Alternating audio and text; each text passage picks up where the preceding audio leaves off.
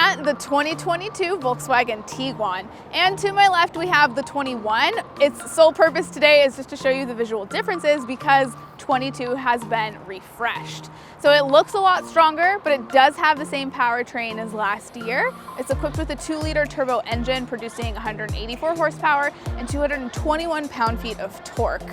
And it does come with an 8-speed automatic transmission with Tiptronic, and all-wheel drive is optional. Ours has all-wheel drive, so you'll get about 22 miles to the gallon in the city and up to 29 on the highway, depending on your driving habits. And all-wheel drive also comes with more drive modes, so you'll also have off-road, off-road custom, snow, and then normal, sport, and eco. Both of the Tiguans here with us today are the SE trim, and you'll notice that the biggest differences are going to be all right up front with a redesigned whole front fascia. So this grille is taller, it's longer, and it makes the bumper appear to be like it's lower, but you do still have the same ground clearance. And you have aggressive styled headlights as well, especially compared to last year's. And because it's the SE trim, these are gonna be LED headlights and DRLs. Some new looks down the side. On the SE, you'll get 18-inch alloy wheels, also a new chrome fender bezel, and you also get heated and power side mirrors. And then one thing that has flip-flopped from last model year is silver roof rails. Last year they were black. However, the chrome piece that was down here is now just flat black. There's been a few aesthetic upgrades to the back as well. First thing you'll notice is that upgraded new Volkswagen logo, and your badging is in the center. Now, some people prefer it to be justified left or right, but you'll have your 4Motion if it's equipped with all-wheel drive, and your trim badge on either side. So I like it centered. I think that it's a little bit more satisfying to look at. And then my favorite part is you don't have chrome around your fake exhaust outlets, which makes it look not as obvious that they're trying so hard to put something that's not there. It was pointless. I'm really happy they got rid of that. And on the SE, the best part is you get a remote lift gate, so you can open and close it with your key fob. One very unique feature about the Tiguan in Volkswagen's SUV lineup is that this can also be a third row, but that's only available on the front wheel drive. So on the all-wheel drive, you'll notice you only have 2 rows. You also get way more cargo room in the all-wheel drive.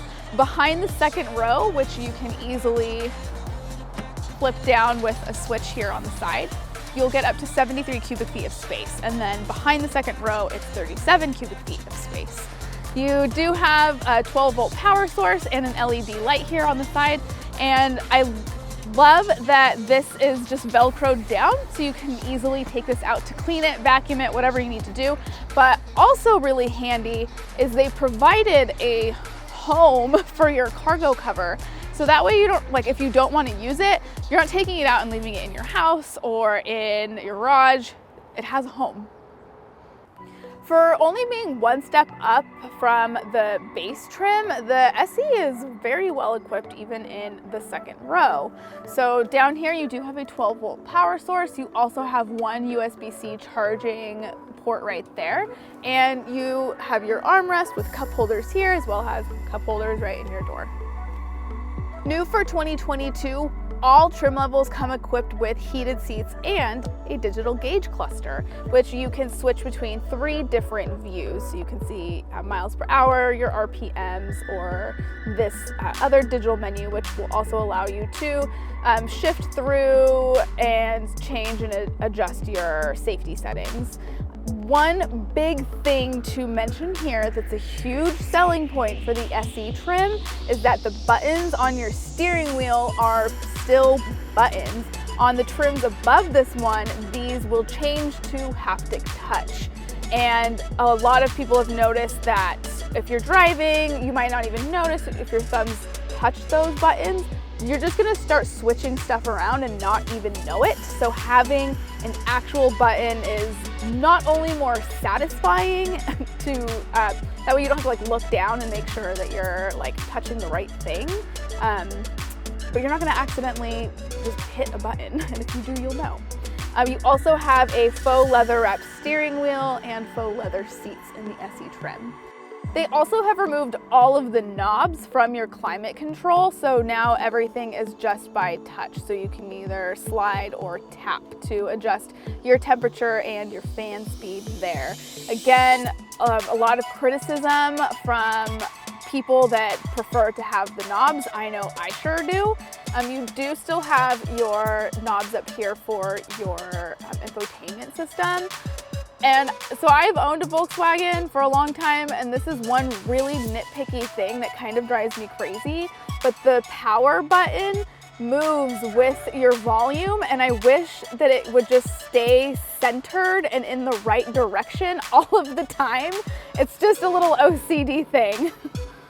An 8-inch infotainment system is standard in the SE, and I want to show you guys the backup camera here.